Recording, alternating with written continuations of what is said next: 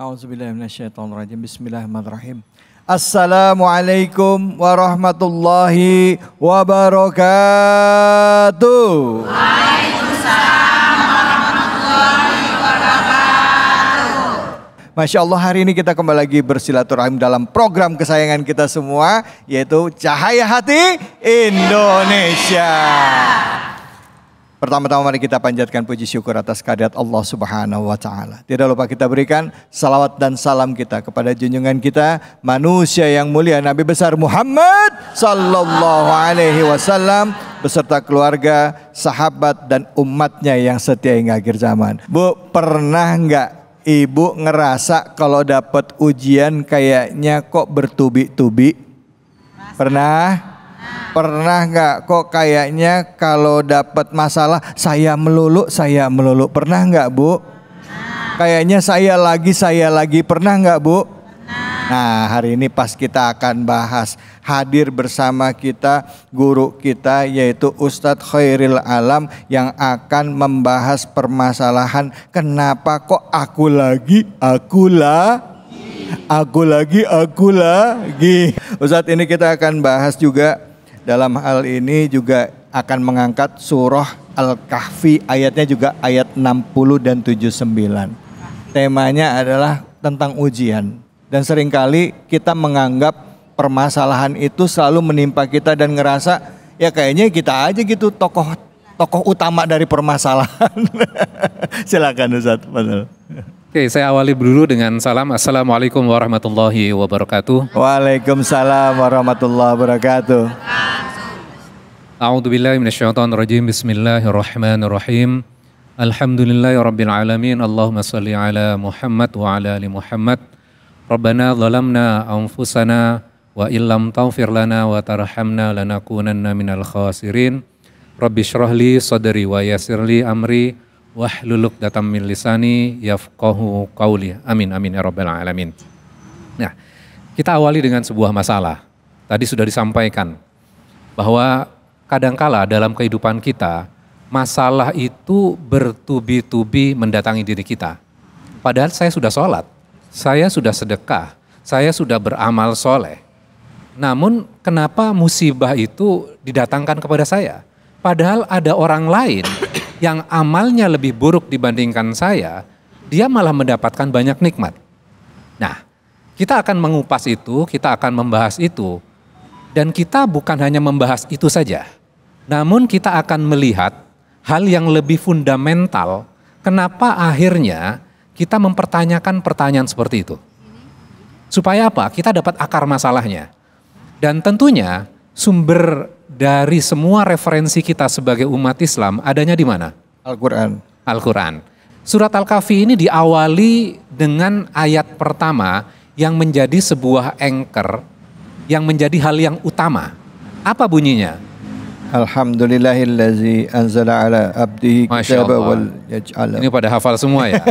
Alhamdulillahillazi anzala ala abdihi kitaba wa lam yaj'al lahu iwaja. Artinya adalah segala puji dan terima kasih ditujukan kepada siapa? Kepada Allah. Kenapa kita memuji kepada Allah? Karena telah menurunkan kepada hambanya. Apa yang diturunkan kepada hambanya? Kitab. Dan di dalam kitab itu tidak ada kebengkokan. Jadi di dalam surat Al-Kahfi ada ayat pertama yang akan menjadi bagian pokok utamanya. Kemudian ada 4 kisah di dalam surat Al-Kahfi. Kisah yang pertama, pemuda-pemuda Ashabul Kahfi, betul sekali. Kisah yang kedua, 2 pemilik kebun. Kisah yang ketiga, kisah Nabi Musa yang akan belajar dari sosok yang luar biasa yang kita kenal dengan nama Khidir. Walaupun di dalam Al-Quran namanya tidak disebutkan. Kemudian kisah yang keempat, tentang apa? Zulkarnain. Kisah yang ketiga, dan kita akan melihat strukturnya dengan ayat pertama. Apa hubungannya dengan ayat pertama? Oke, kita mulai dengan ayat 67 dulu. Jadi Nabi Musa ini ditanya oleh muridnya, siapa orang yang paling pintar? Kemudian Nabi Musa menjawab, aku. Kemudian Allah tegur Nabi Musa, ada orang yang lebih pintar, engkau berguru kepadanya. Jadi ini adalah episode di mana Nabi Musa mencari seorang guru yang akan mengajarkan kepada beliau. Bayangkan, Nabi Musa adalah pemimpin Bani Israel. Ya, orang yang mendapatkan Taurat. Berarti kan ilmunya luar biasa. Akan berguru dengan sosok yang luar biasa ini. Nah, kemudian ketika Nabi Musa bertemu dengan sosok yang luar biasa ini, Nabi Musa bermohon untuk mengajarkan kepada Nabi Musa apa yang sudah diajarkan kepada seorang hamba ini. Kemudian sang hamba ini menjawab, ayat 67 tuh. Qala, dia berkata, innaka lan tastati'a ma'iya sabra. Sungguh engkau tidak akan sanggup sabar bersamaku. Jadi ini adalah penilaian gurunya kepada muridnya, yaitu kepada Nabi Musa. Kamu gak akan sanggup sabar. Kenapa gak sanggup sabar? Ayat 68. Wa kaifa tasbiru ala ma lam tuhit bihi khubara. Bagaimana kamu akan sanggup sabar kalau kamu tidak meliputinya, tidak meliputi masalah itu dengan khubro. Khubro ini ternyata maknanya adalah pengetahuan yang menyeluruh. Jadi bukan hanya pengetahuan yang terbatas, tapi pengetahuan yang menyeluruh terhadap suatu masalah. Contohnya misal gini, dalam kehidupan kita akrab nggak dengan sosial media? Oke, ada sebuah video yang dirilis, durasinya hanya 30 detik. Ketika 30 detik, kita mengatakan, A ini yang jahat, B ini yang benar. Beberapa saat kemudian, dirilis video dengan durasi yang lebih panjang. Kita lihat nonton dari kontennya, dari A sampai terakhir, kita mengatakan, oh ternyata saya salah. A ini ternyata nggak salah. A ini yang benar, dia yang terzolimi. Kenapa penilaian kita berubah? Karena pada saat awal kita hanya melihatnya sepotong. Kemudian ketika kita melihat yang jauh lebih besar, lebih luas, maka kita penilaiannya sudah berubah. Maka khubro itu bukan pengetahuan yang sepotong, tapi pengetahuan yang menyeluruh. Nabi Musa mengatakan, qala satajiduni insyaallah. Insyaallah sabira. Engkau akan mendapati aku menjadi hamba yang sabar. Jadi udah janji. Kemudian sang guru ini memberikan sebuah syarat. Syaratnya apa? Syaratnya adalah gak boleh nanya, gak boleh komen. Oke. Kemudian masuk kepada peristiwa pertama. Mereka berjalan. Kemudian ada perahu yang mereka tumpangi. Tiba-tiba sang guru ini melobangi perahunya. Spontan Nabi Musa mengatakan, kenapa engkau melobangi perahu yang akan menyebabkan pemiliknya akan tenggelam? Betul nggak? Oke. Salah nggak statement Nabi Musa ini? Enggak. Tidak. Tapi syaratnya tadi apa? Nggak boleh nanya. Nggak boleh nanya, nggak boleh komen. Jadi salah nggak? Salah. Salah. Maka sang guru itu mengatakan, qala akul. Bukankah aku sudah mengatakan, innaka lan tastati'a ma'iya sabra? Bukankah sudah kukatakan kamu nggak akan sanggup sabar? Kemudian Nabi Musa mohon maaf. Minta maaf, kemudian diizinkan mereka berpetualang kembali. Kemudian mereka bertemu dengan anak muda, anak kecil yang belum dewasa. Tiba-tiba sang guru ini membunuh anak kecil ini. Kemudian spontan Nabi Musa mengatakan, kenapa engkau membunuh jiwa yang tidak bersalah karena dia membunuh orang lain? Sesungguhnya engkau sudah melakukan kemungkaran yang besar. Jadi statementnya lebih tinggi lagi, melakukan kemungkaran yang besar. Salah nggak statementnya Nabi Musa ini? Melihat pembunuhan kemudian langsung memberikan komen? Tidak. Nggak salah. Ya. Tapi dalam kasus ini Nabi Musa melakukan kesalahan nggak? Syaratnya tadi apa Bu? Nggak boleh nanya, nggak boleh komen, apalagi update di sosial media, nggak boleh. Nah, jadi salah. Kemudian peristiwa yang ketiga, kemudian sang guru itu mengatakan kembali, kenapa engkau, bukankah sudah kukatakan kepada laka, kepada kamu, innaka, sesungguhnya engkau, lan tastati'a ma'iya sabra, kamu nggak akan sanggup sabar. Nah, kemudian kita langsung masuk pada sebuah kesimpulan. Akhirnya mereka masuk pada peristiwa yang ketiga. Peristiwa yang ketiga nanti dijelaskan sama Ustadz berikutnya. Poinnya adalah ketika Nabi Musa pada kasus yang ketiga, sang guru ini mengatakan seperti ini. ini adalah akhir perpisahan aku dengan engkau, yang kamu gak sanggup sabar terhadap semua peristiwa-peristiwa itu. Nah, kemudian sang guru ini menjelaskan, kapal yang ditumpangi itu adalah milik nelayan miskin, dan akan ada raja yang mendatangi daerah itu dan akan merampas semua perahu yang masih bisa berlayar dengan baik. Nah, sekarang kesimpulan kita akan berubah nggak? Yang tadinya kita katakan perahu itu dilobangi, menenggelamkan, yang buruk, itu musibah, itu jelek, betul nggak? Namun setelah dibukakan pintu hikmahnya, penilaian kita berubah nggak? Berubah. Berubahnya menjadi apa? Oh, ternyata menyelamatkan, bukan mencelakakan. Sering nggak dalam kehidupan kita mengatakan itu buruk, itu musibah, kenapa Allah mendatangkan ini?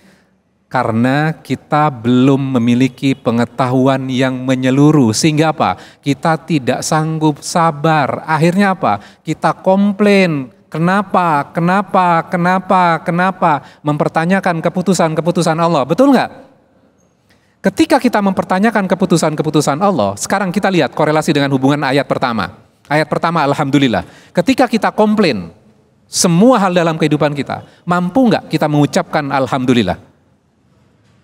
Belum. Akan sulit. Belum. Akan sulit buat diri kita bersyukur. Artinya apa? Ayat pertama ini Allah jelaskan dengan sangat sederhana sekali melalui kisah Nabi Musa. Ternyata kita bisa belajar musibah-musibah yang didatangkan pada diri kita. Ternyata semua pasti ada hikmahnya, pasti baik. Walaupun sekarang kita belum mengetahui hikmahnya. Masya Allah. Dengan ayat yang kita pelajari, dengan surat yang kita pelajari, kita yakin pasti itu baik. Walaupun sekarang saya belum paham.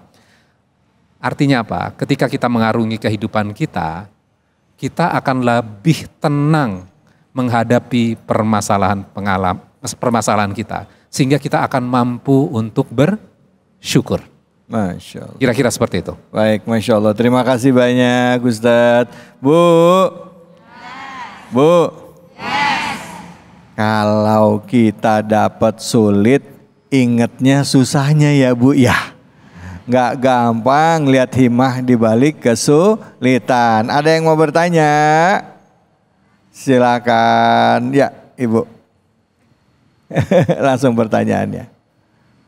Assalamualaikum warahmatullahi wabarakatuh. Waalaikumsalam warahmatullahi wabarakatuh. Nama saya Bu Dede dari Jamaah Masjid Al-Barakah As-Safiyah. Ya, silakan. Rumah saya di Asembaris. Ya, Bu, silakan.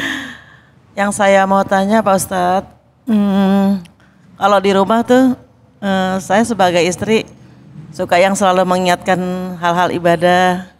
Suka sedangkan apa, Bu? hal-hal untuk ibadah. Sedangkan suami keseringan diam.